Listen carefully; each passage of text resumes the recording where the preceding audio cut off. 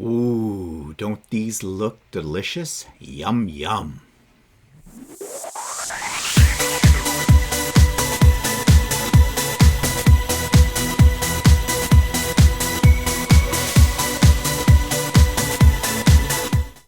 Good morning, everybody. It's Stephen here for Bland Designs and the Idiot Quilter, and welcome to my weekly vlog for October the 17th, 2022, vlog number 286. And I hope everybody had a great weekend. I had a very productive weekend. I worked on some various various presents and things for Christmas that I've got done now. So I think I'll jump right in and show you what those are. So I have completed my placemats and my Christmas table napkins, as you can see here.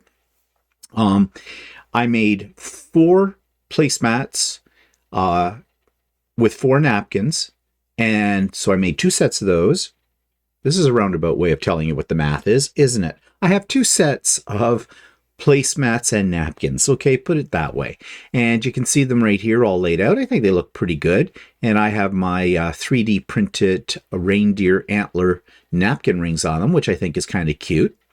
And just here's a little closer up shot of what the placemats look like, if I can get my computer to cooperate. There we go. So you see, they're both the same design. They both use the same fabric, but I altered the fabric on the back and on the sashing. So I have 4 with a green, not sashing, but binding, and 4 with a red binding. And what I intend to do, since I have 4 red napkins and 4 green napkins, is I'll put 2 green, 2 red napkins in with 2 green, 2 red bound placemats. So this is another couple of gifts for somebody. Don't know who yet. Have to sort that all out. Okay, so I was working on that, and that takes me to YouTube channel of the week. This is a really interesting YouTube channel. If you've never ever checked him out, you really should, because there is such a variety of videos that he puts up every week, and they deal with all kinds of different topics. Now, I have reviewed this YouTube channel before. It's called Atomic Shrimp, but this week I'm focusing on one of his latest videos because I found this video extremely interesting, and here's my review of that. This week's YouTube channel of the week is from a YouTube channel that is very, very popular.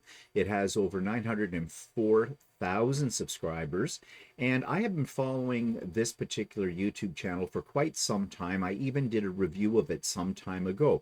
But today I want to focus on one of the latest videos that Atomic Shrimp has put up, and that is the name of the YouTube channel, Atomic Shrimp. Now, usually his videos are always very informative and entertaining, and I find I learn quite a bit from him. He seems to know a lot about foraging.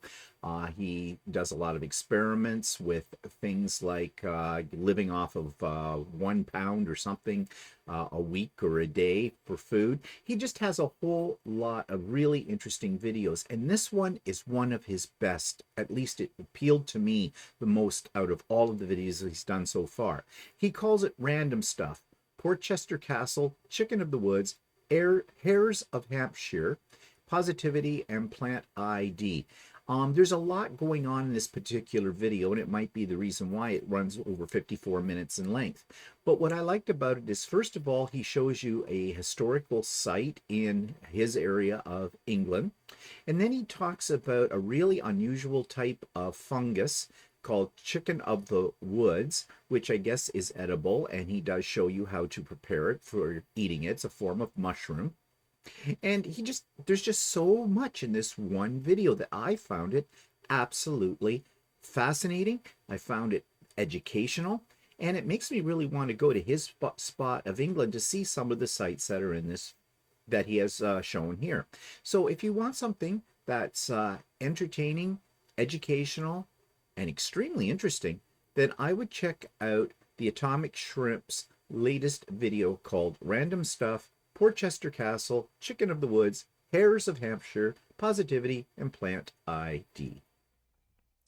And you will find in the show notes a link to that. You will also find in the show notes a link to, well, a lot of links. There's a lot of links.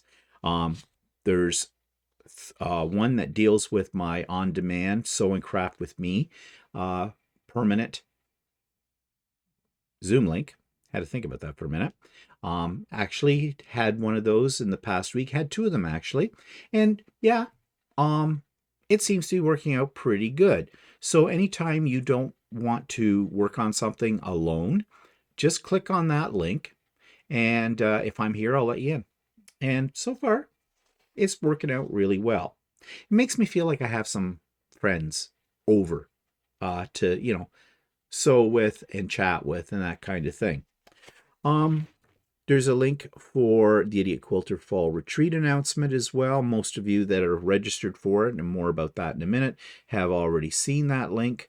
There's also the same thing in printed format from my Google Drive, a link to that. There is a link to last week's The Idiot Quilter, episode 188, as well as a link to So Chatty, episode 79. We talked about Advent boxes. This is the time of year that people are thinking about what little unique thing they can get at Christmas time. And there are just literally thousands of these boxes. You can spend anywhere from $20 up to $2,000 or more on it. So we kind of look at all of those. Yeah, so that is all the stuff you're going to find in the show notes below. So let's turn our attention then to looking out my window. And let me find that picture for you. Oh, here's something I forgot to tell you about. I finished my socks. Yep, I have 12 Christmas socks. And I really love the ones that have the Santa and the gingerbread boy or whatever on them. I think those are really cute. These again are for Christmas, for filling with little fun items. But what I was really looking for is this picture that's in the dark. Actually, it's almost kind of pretty, isn't it? That's looking outside my window at 7:13 this morning. Yes, the days are getting shorter. We have not yet switched over to standard time. And that happens in about 2 weeks' time, I believe. I think it's the first weekend in November when we do it. If I remember correctly, when I was younger, we used to do that in October. And then in the infinite wisdom of the powers that be, they switched it to November. I still don't understand why. And in a sense, I really think this whole time change thing is a little bit archaic. I think it's time to get rid of it, but the powers that be are entrenched in tradition, I guess. But anyways, here's what it's looking like. Can't tell from this picture what kind of day it's going to be. I do like that color of blue, though, that's in the sky. That's really cool. Temperature is a little chilly. It's 8 degrees Celsius right now this morning, and I think that's pretty much keeping in with fall weather. And I was just turning to look out my window to see what it looks like now. It's still a little on the dull side. And I don't know if it's supposed to rain today or not. Walter said yesterday that he'd heard that it was supposed to rain all week. Yay. But anyways, so that's what it's looking like outdoors for me today. Okay, so that takes me to what's pissing me off this week. All right. We all know about ads on YouTube, okay? Ads are a way of life. We are bombarded in no matter what media we watch. Sure, we can pay extra money on YouTube and get the one that's ad-free, but quite frankly, I'm not spending any more money on subscription services. I already have Disney Plus, Netflix, Amazon Prime, plus I have basic cable. Well, optical fiber now for my television. I don't need to buy any more subscription prices for these kind of things. On top of it all, we're bombarded daily or any moment in time when we go on the internet. There's always ads coming up on every site. If you go to Facebook, any of the social media ones, you're bombarded with advertising. Facebook is especially bad, if you've noticed in the last little while. It's like, there's a message, here's an ad. There's a message, here's an ad. It is just incredibly annoying. I don't go on Facebook that much. And that's one of the reasons why. But yes, I guess this is how businesses make money. But I had a curious comment. Somebody berated me on one of my videos. There were too many ads.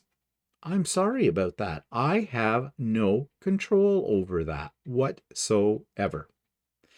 No creator has complete control over that.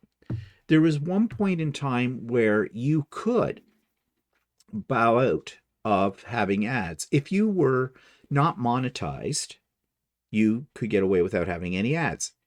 About a year ago, YouTube changed that policy. Whether you're monetized or not, you're going to get ads. So you might as well be monetized. What the heck? Now, there is a little bit of control I have. I can control the kinds of ads, not the content of them, but where the ads basically appear to a certain extent. I usually I leave skippable ads on because I am monetized and I can't get rid of everything. But I click on non-skippable ads, meaning I don't want any non-skippable ads. And I don't know how that's working out, whether or not that is really truly doing what it says it's supposed to do. Yeah, I know ads are annoying on YouTube. And YouTube's algorithm has an uncanny way of knowing where to place the ads. If you notice, right at a pivotal point in a video, an ad will pop up. It is just like watching a television program. They design television programs so that there's a pivotal moment in the program where they will stop and put in an ad. YouTube is doing the same thing, exactly. So to the person who was berating me on this, you can berate me all you want. It's not going to change anything. In fact, I found it kind of insulting that you should even do that to me. It's not my fault. Learn. To this person, I say, learn. Learn how YouTube works and operates. So, yeah, I'm a little pissed off at that comment. I am a little pissed off at that. Pissed off at it because this is just showing that person's ignorance. They have no idea how these things work. And there's no excuse for that. There isn't. I don't care. Anyways, I'm going off a little bit on a rant here. What I wanted to say about this whole ad thing is that now Netflix is threatening us with ads. It's a subscription. You pay for it. One of the benefits of having a subscription to something like this is no ads. But now they're going to have different tiers of payment. You can get the cheap tier for $5.99. I don't know if that's Canadian or American. I think I'm paying over $10, might be $11, $12 or something, might be more than that I'm paying a month for Netflix. And that means no ads. But if you don't want to pay that much, you can pay this cheaper one. But you have to put up with advertising. Not only that, you don't have the full selection of the latest things that come out on Netflix. So if you were thinking about buying into this cheaper one, beware. You are not getting the full Netflix experience. And that's just a ploy on the part of Netflix to, one, attract more subscribers who maybe didn't like the price of what Netflix was going to have, so this one might be more appealing to them.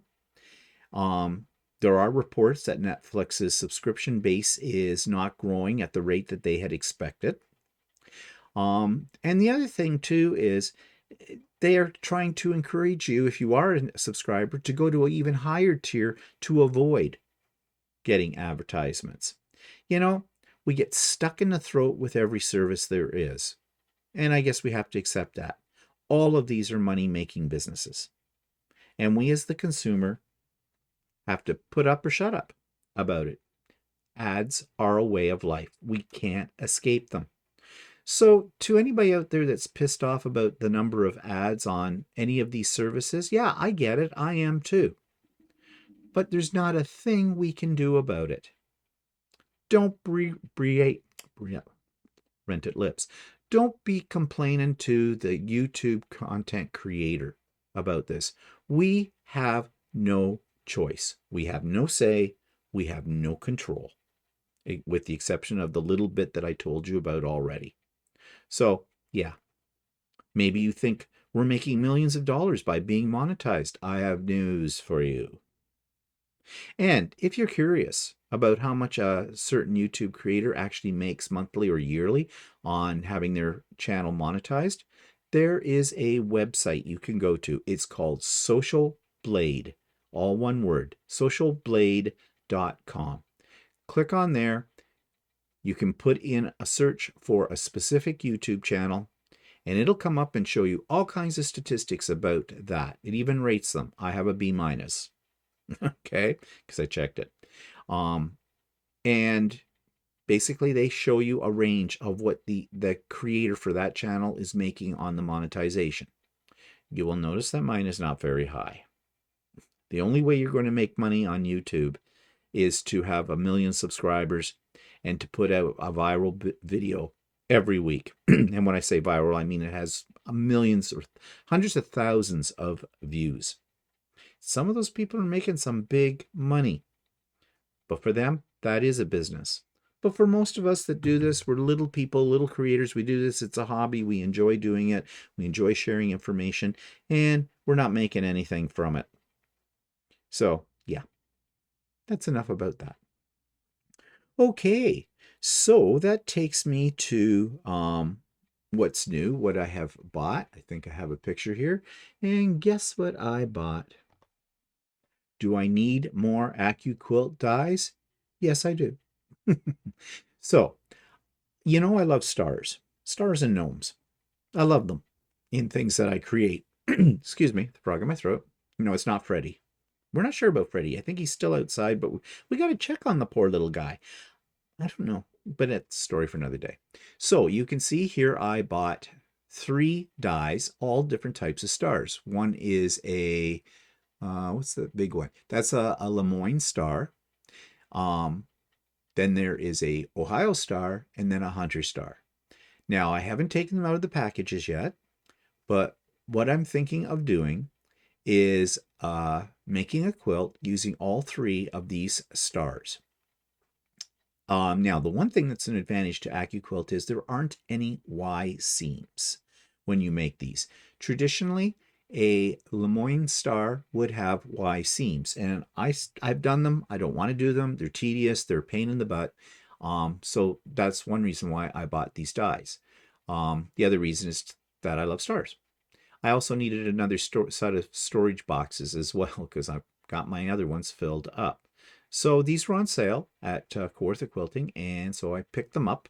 And yeah, and as I said, I haven't done anything with them yet because I got other projects I have to carry on with. And that's all that's new this week. Okay, that takes me to the 3D corner. And you've seen these before, but now I'm pretty much done making them. But here's a sample of them. These are my seam rippers, the ones with the little gnomes on the bottom. The big blue one is the one where I bought the fairly expensive seam ripper and stiletto inserts you put into it. And these are all done on a 3D printer, of course. I made 2 of these large ones. I gave one to Walter, and then I have my own, and mine promptly broke in half. There was a problem. I don't know if you can see it here, but there is a weak mark. This line that's right in here, difficult to see, I know. That is a point where the layers of the 3D print did not join together correctly. And a 3D printer, if you don't know, prints basically in layers. What I think happened was I had not readjusted my bed, the level of my bed. And if your bed isn't level, exactly level, you can have a problem like this. So I tried to use this and it snapped in half. I have since redone the barrel or the handle, and I definitely readjusted my printer for that, and I think it's fine. I really like how these are turning out. The problem is, if I want to make them en masse to give them as gifts, I have to buy those inserts, and each one of those inserts is $6.50. So there's $13 worth of hardware before you count the cost of the plastic filament, and of course my time. to make them. So not really feasible. If I want to make 10 of these en masse, it's going to cost me a minimum of $130. Why are they so expensive? They're gold. Gold plate. Yes, they are. If you notice the base of both of these items on either end of the handle, they are gold plate. I mean, the amount of gold that's in them is like next to nothing.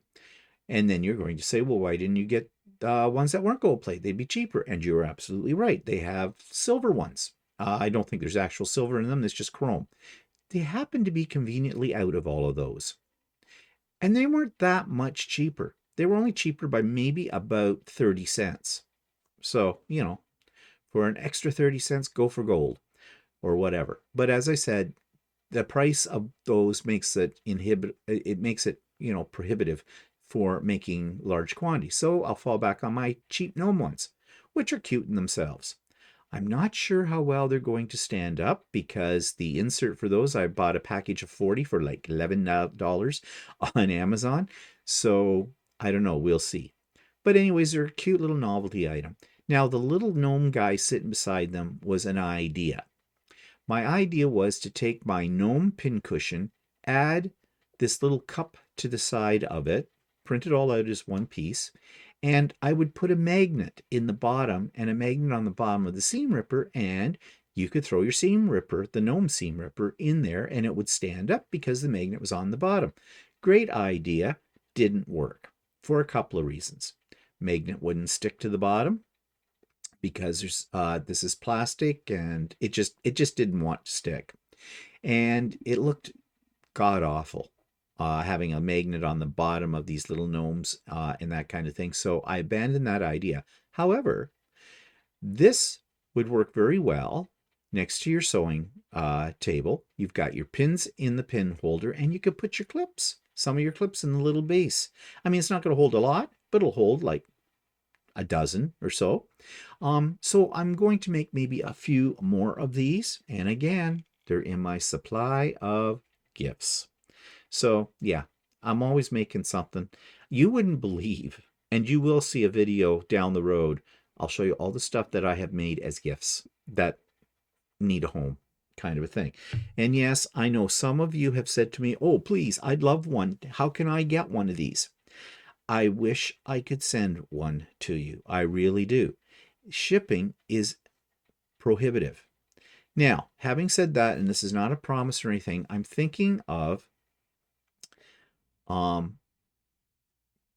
seeing how much it actually would cost to ship something to the furthest part of the United States, the furthest part of Canada. Take it in, find out, and see what the cost would be for that and work it out. And I don't know where I'll go from there. I don't want to make any, I'm not making any promises. This is just an idea I've had in my head. I'm really not in the business of making things like this for sale. I'm also, thinking, what are people going to pay for it? I mean, I'd have to cover my manufacturing cost and I'd have to cover my postage, okay, or my shipping. And that might make something like this that they're cute and the whole bit. But, are you going to pay $20 for one of these little gnome ones? I don't think you are. So, and maybe these other ones, I don't know. And they'd be more expensive to ship. So I'm not going to get into it. But just for my own sake, out of curiosity, I might see what it would cost to ship a gnome. I mean, not so much that I'd sell them as much as I might have a prize or something for something. I don't know. I know a lot of YouTube creators have contests every month and things like that. I'll tell you what that's all about. That's in order to entice people to their channel, okay? We were talking about advertising before. Well, this is sort of a gimmick thing too as well. That's why they do it, okay, in most cases. And I get that. And I don't want to do that. That's not what I'm about. But anyways, these are just thoughts. I shouldn't have even bothered to I should have kept them up here and not verbalize them, because now you'll get thinking, are you going to do this? Are you going to do this? No. Okay. let's move on to a blast from the past on my trips. This is part one of Rottnest Island. This is an island out from the coast of Perth. A really interesting place. And this is where there are these little tiny, cute as anything animals called quokkas. People, they're very people friendly. They're very tiny little fuzzy things. And people will have their pictures taken with them. Now, you're not going to see quokkas on this video this week because this is a fairly long video and I've divided it into 2 or 3 parts. So next week, you will probably see the quokkas. But Rottnest Island, if you ever go to Australia, if you're ever in Perth, it's a must do. You've got to go to Rottnest Island. So here's part one of that. Okay, so what are we doing today? We're going to Rottnest Island. And what are we going to see on Rottnest Island? Hopefully quokkas. And what are quokkas? Not a dip. No, they're little rodent-like animals with a smiley face.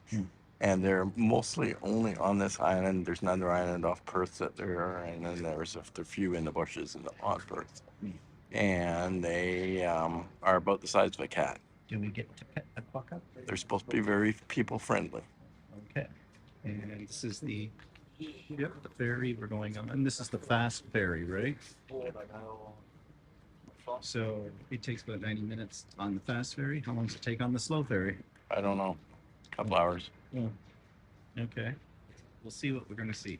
Everybody says you should go to Rottnest Island, so we're doing what everybody says.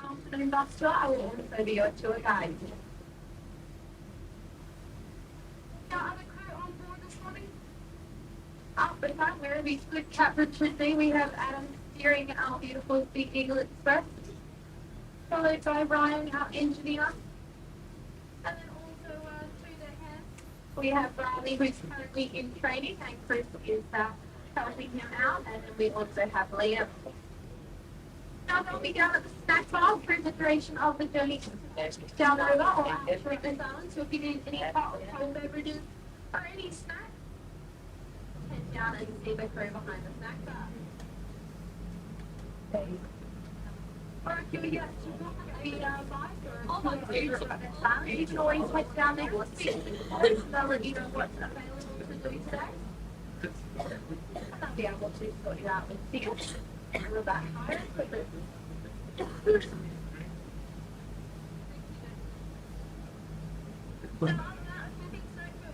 Safety on board seating. Firstly, if you need the toilets any part of the cruise, you can find them on the lower level. The one that you boarded the vessel on, up the front, and that snack bar is located down the rear of the vessel. As well, if you wanted to take any beautiful photos of the scenery as we head down the river, come upstairs and there is a beautiful open deck to the rear for you to grab those images.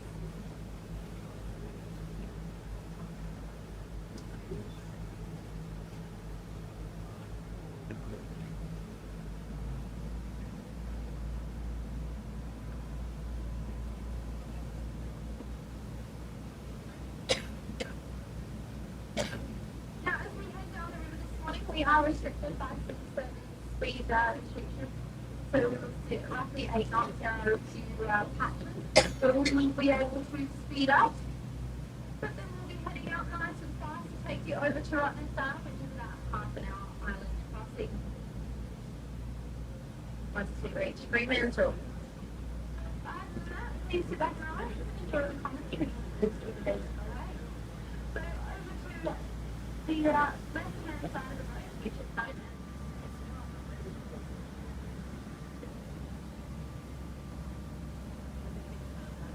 Now, if anyone stops and celebrates, please break up one of the crew knows we're able to point it out. We can all have different systems.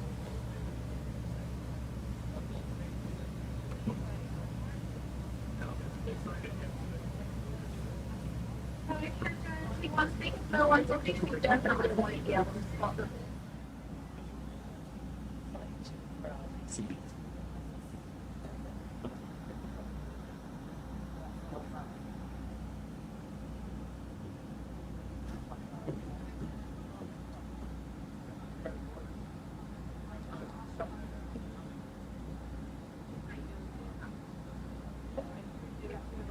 We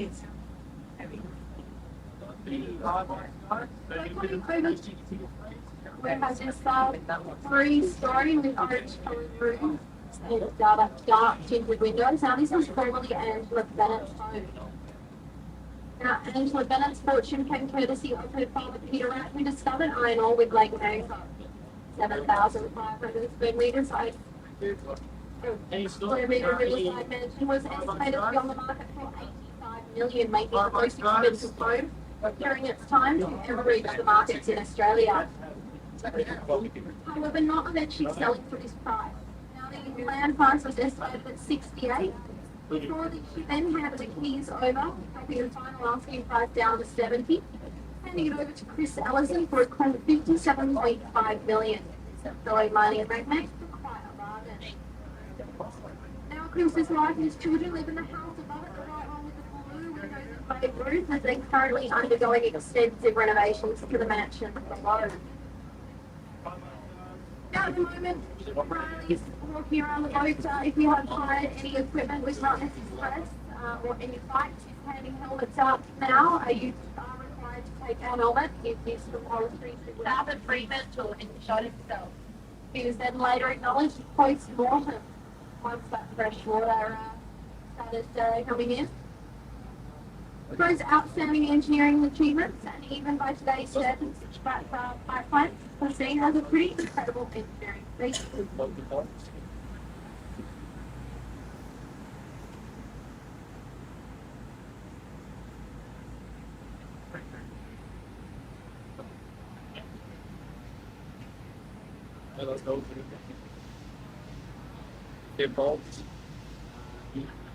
We're now inside Fremantle Harbour.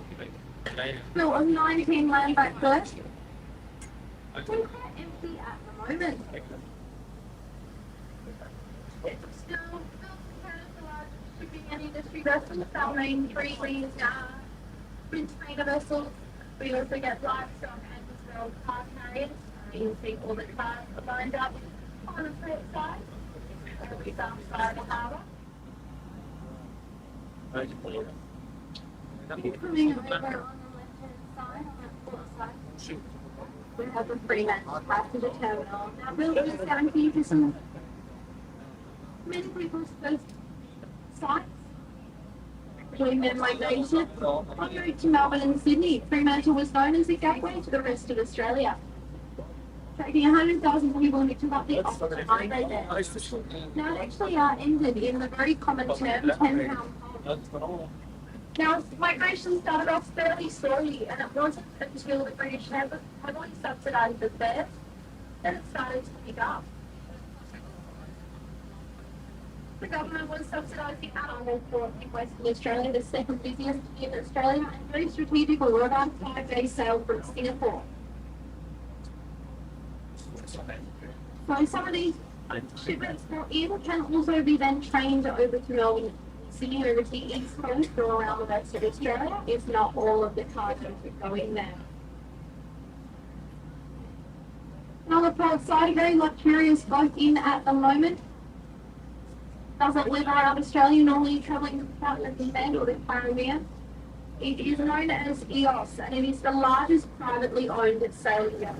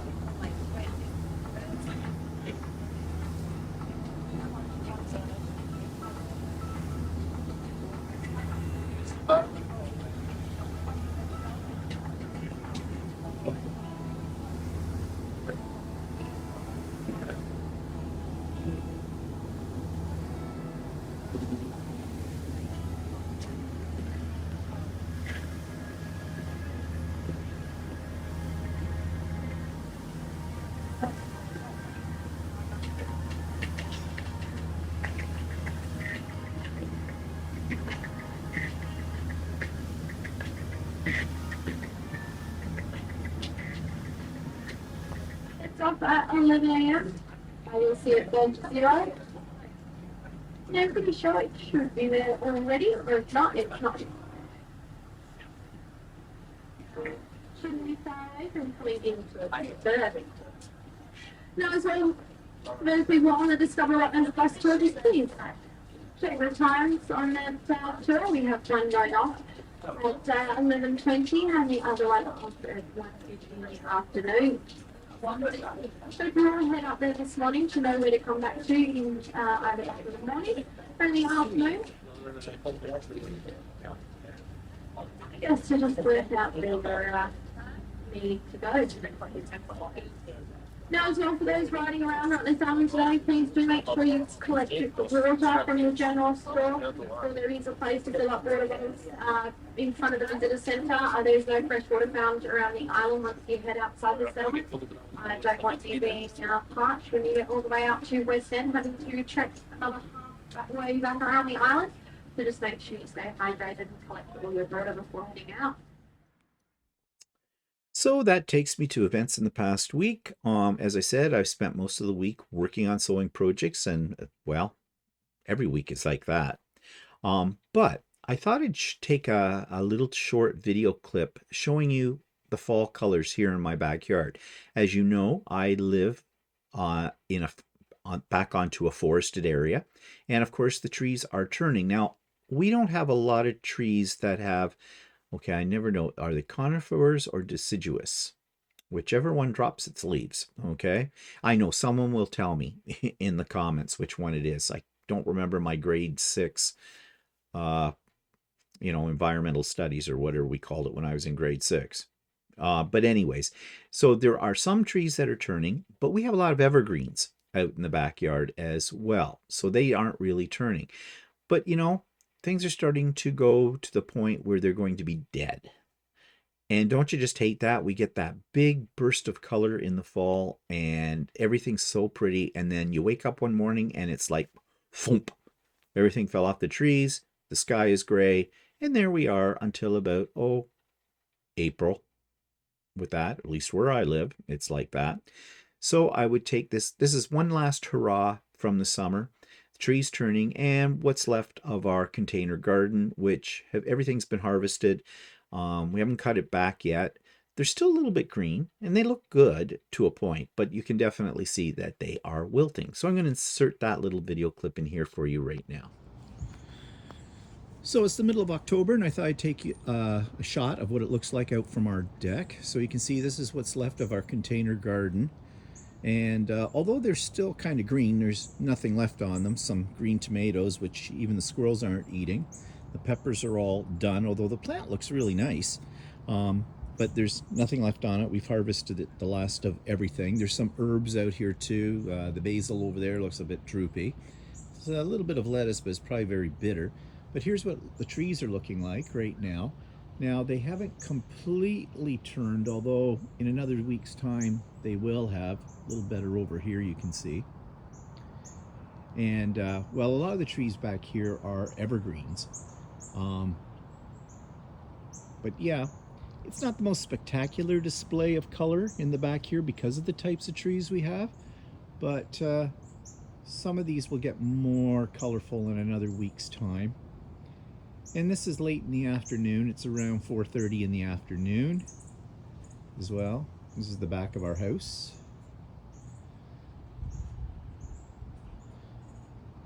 And yeah, so I just thought I'd show you that. See if there's any creatures here in the backyard. Nope, don't see any creatures at the moment. But they are creatures. They all live out there in the bushes. And what else happened this week? Well, Walter got industrious, I guess, and instead of working on the shirts that he should be finishing up, he made cabbage rolls. Lots and lots of cabbage rolls. Went out, we got a couple of large heads of cabbage, and we are stocking up for the winter. In fact, it's that time of the year, isn't it? Where just like, because we are animals, let's face it, we are mammals and this time of the year, instinctively we start to stock up on the comfort foods. Cabbage rolls are comfort food. I was saying to Walter the other day, I need we should get some stewing meat in that and make up a big pot, like a crock pot full of stew, and then we'll freeze it in smaller containers. Our biggest problem right now is where are we going to put all of this stuff? Our freezers, and I said freezers, are full. And you know, I am really playing with the idea of buying a second freezer. Here's the problem. Where would we put it? I'm not absolutely sure. May have to think a little bit more about that though and see. But in the meantime, Walter made these cabbage rolls, and well, here's a little video I did of Walter the chef. So what are you cooking, Walter? Cabbage rolls. Cabbage rolls. And I'm not Polish. And you're not Polish. No, you're Dutch. Dutch aren't famous for their cabbage rolls that I know of. I always Okay, like so that. what's in the pot? That's cabbage rolls. Ooh, look at cabbage rolls for 3,000. And what do you got in the oven? More cabbage More rolls. cabbage rolls. So we're having cabbage rolls coming out of things. Now, what's your recipe? I don't know. I just get one from the internet. Look at several on the internet. There's one I found a long time ago, and I don't have a copy of it anymore. But anyway, I sort of just make it up as I go along and use the recipe as a guide. So what's the meat that's in the cabbage rolls? I use about a 50-50 combination of hamburger, or as a ground beef and ground pork. Okay, and is there any special seasoning? I have put lots of pepper in it, and I put a little paprika in it, and which is not really traditional, and a tiny bit of curry. Ooh, a little curry. Ooh, so we're having fusion. Just enough that you can't taste it, but it just adds a little bit of flavor to it. So you use paprika. Did you use smoked paprika? No, just regular. Well, wouldn't smoked paprika be very No, nice? but I only used a little bit to add a little bit of flavor to it. And then and of course there's rice. Onions, and there's rice and tomato sauce. And But isn't it wild rice? No, it's I thought you bought wild rice. no, I bought long grain rice. Oh, long grain. I knew it was some kind of rice Yeah. because you didn't want to And use then, basmati. Yeah, and then I mix it all up, a little bit of salt, and mix it all up together. I pre-boil the rice a little bit, and then I get the cabbage heads and boil them, take the leaves off, and wrap them all up. And then for the sauce, I used, in this one, I used And let's see them again. tomato juice and diced tomatoes and some beef broth. They look delicious. Oh, and beef broth too. So I had heard a suggestion that someone told me that they used clamato juice once in them. Yeah, you A can little use spicy. whatever you want. I guess. But it depends on whatever you want to use. Well, we'll come back when it's time for serving. Except in the U.S., you probably can't get clamato juice. I think they can now in some of the Okay, states. I okay. think that's now more readily available. We use clamato juice for Caesars. That's another video. Okay, so here's the finished product. Walter has his cabbage roll, or a halamche, if you're Ukrainian, and pierogies, not homemade, frozen, and or petaher, if you are Ukrainian. I'm probably not saying that completely correctly, but then again, I'm not Ukrainian, so whatever. And there's mine. So it looks delicious. A little wine. So we're enjoying. So Walter's going to try his right now, and we'll see if he dies. I mean, how it tastes. Ooh. A little cabbage on that. And what's the verdict? Good. Of course you'd say it's good because you made it. But yeah, yum yum. And we have cabbage rolls for 3,000 now too. How many do you think you made? I don't know. I didn't count them. Well, double layers and 2 roasting Well, pans. there's let me see. There's 3 kilograms. There's 6 pounds of meat in it. So Oh, 6 pounds of meat. So a lot of them. This will keep us through the winter. Yes, and they were delicious. So that takes me to what's coming up. Of course, the big event. It's almost here. How many sleeps? I don't know, 6, something like that as I make this. the Idiot Quilter Fall Retreat for this year, 2022. We are at 88 registered people for this. I am just thrilled with this because this is the most I've ever had. Now, each retreat, this will be retreat number 4 since I started them, have increased with the number of people. This is the all-time high. I actually only have 4 spots left. If you are interested, do it today. Send me an email, first name, last name, the email address you want to be contacted at, and I will add you to the list. Now, having said that, I have sent several things out, and I hope most people got them. And that's why there's some links to these things I'm about to mention in the show notes below as well, in case you didn't get it. Because I did have some problems with people's emails. It seemed that the people who have a Comcast account, Comcast does not like my email provider, which is Simpatico. It bounced them back to me and said I was spam. That's rude and insulting. And I just realized that what you're seeing is still the seam rippers and me in the corner. There, I'm back. Did I scare you? So I managed to get what I want to send to those people to them, though, because I went to my secondary email account, which is a Gmail account, and for some reason Comcast didn't have a problem with that. So if you're a Comcast person, if you have not gotten the links, especially the links, there was more. There was an agenda. There was one document that was the agenda for the day. It had some helpful links to YouTube videos about using your equipment with Zoom. And then there was a little section on etiquette for using Zoom. Okay. I sent that out the tail end of last week. The Comcast people, it bounced back to me. I went on to Gmail, resent it. It never seemed to bounce back. So I'm assuming you got it. In that email was also the links for the cocktail party on the Friday night and the actual retreat on the Saturday. Now, I am going to send those links back out again this week. With the Comcast people, I will try and send it. I'm going to try to first send it because it's a mass emailing and you're in that mass emailing. I'm going to try to send it through my regular account. But if it bounces back to me, then I will try Gmail. Okay. I cannot list those links in the show notes. Reason being is people who aren't registered would see the link and try to get in.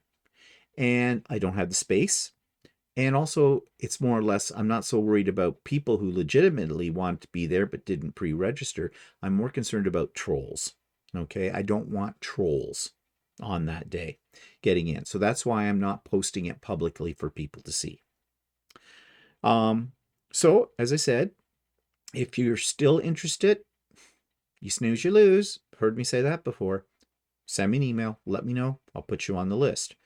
Reminder to all of you who have already registered. Today, Monday, October the 17th, midnight tonight, is the deadline for sending me one of your, one picture only, of one of your favorite creations that you want me to include in the show and share slideshow.